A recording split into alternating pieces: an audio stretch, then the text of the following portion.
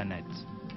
Une carte de la face cachée de la Lune, établie en 1948, fut en tout point confirmée 12 ans plus tard par les photos des engins soviétiques. Mais il y a mieux encore, c'est la face visible, qui a été examinée par de nombreux astronomes professionnels. Et le plus éminent spécialiste de la Lune parmi eux est le professeur Wilkins.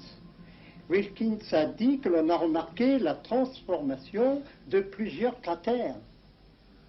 Et cela a été notamment confirmé par Maurice Chatelain, qui a travaillé 20 ans à la NASA, dont 10 années sur le programme informatique des Apollo.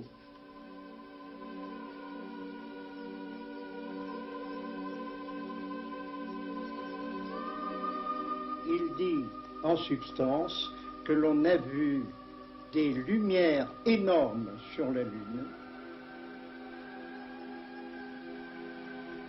que l'on a vu des constructions, que l'on a vu des obélisques de 25 mètres de haut.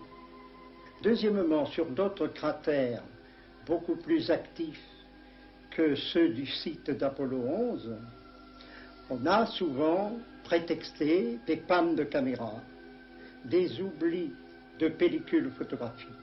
Et tout cela vous explique ce que l'on cache au public. Okay, Neil, we can see you coming down the ladder now. Neil, we can see you coming. I'm at the foot of the ladder. I'm going to step off the lamp now. Mais Maurice Chatelain sait que la NASA a caché beaucoup de choses, mais il ne pouvait pas le dire auparavant, car il était encore en activité.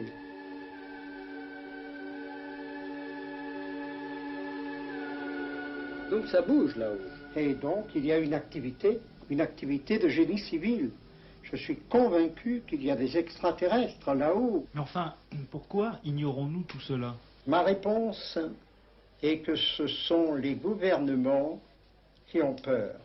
Car la réponse des gouvernements est l'inverse. Nous cachons la vérité, disent-ils en coulisses, au peuple pour ne pas affoler les peuples. Et en fait, ce dont je suis persuadé, c'est que ce sont les gouvernements qui sont en pleine panique. Et voilà pourquoi ils le cachent. Mais, cher ami, la situation actuelle, politique et autres, dans le monde actuel, n'est-elle pas assez dramatique?